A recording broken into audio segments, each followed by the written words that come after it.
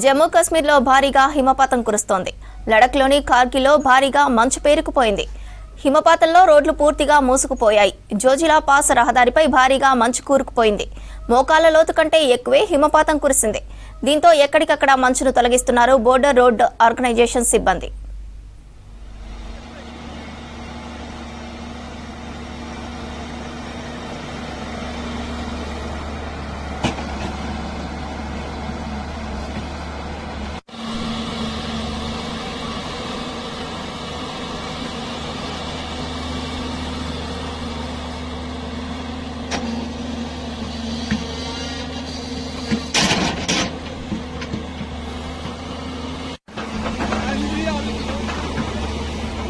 Pakoy.